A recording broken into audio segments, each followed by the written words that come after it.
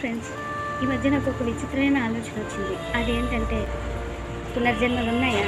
మనది పునర్జన్మ అని ఎట్లా తెలుస్తుంది?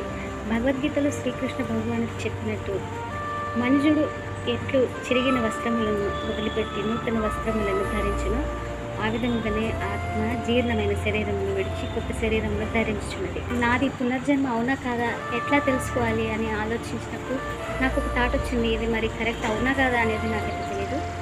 పునర్జన్మ అని ఎప్పుడంటాం? ఒక ఆత్మ ఒక శరీరాన్ని వదిలేసి ఇంకో శరీరాన్ని ధరించింది అంటే ఏ రోజైతే నేను పుట్టానో ఆ రోజు ఎవరైనా చనిపోయి ఉండాలి, అంతే కదా ఫ్రెండ్స్. ఇప్పుడు నేను పుట్టానంటే ఇంకొక శరీరాన్ని ఆల్రెడీ ఒక ఆత్మ వదిలి ఉండాలి. సో అలాంటప్పుడు నా బర్త్డే రోజు ఎవరైనా చనిపోయి ఉండాలి, అవునా కదా? సో ఈ థాట్ నాకు వచ్చినప్పుడు సరిగ్గా ఫిబ్రవరి 4th 1982 నా బర్త్డే.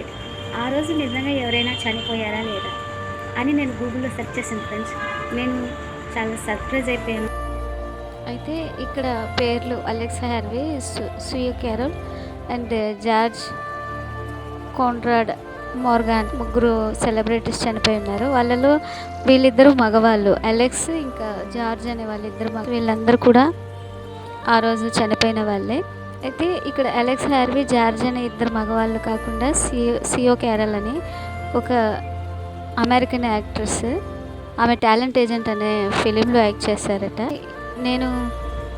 నేను పుట్టినరోజునే ఈ ఒక అమెరికన్ యాక్ట్రెస్ చనిపోయి ఉన్నారు. అంటే నా ఉద్దేశం నేను ఆవిడ పునర్జన్మని అని చెప్పటం కాదు.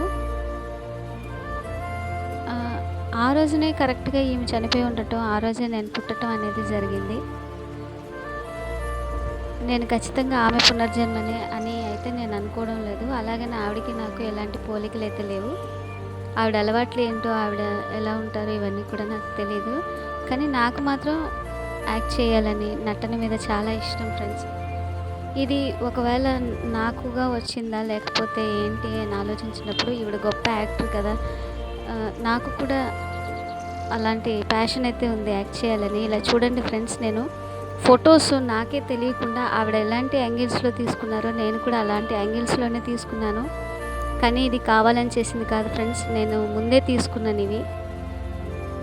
ఇప్పుడు అవి అలా కలిసి లేవు.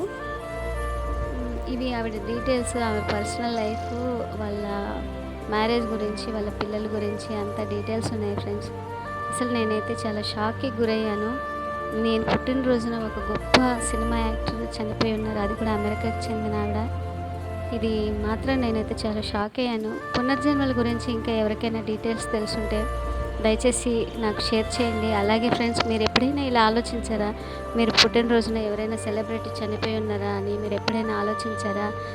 అలా అనుకుని ఉంటే నాతో షేర్ చేసుకోండి. Thank you friends. లైక్ చేయండి, షేర్ చేయండి.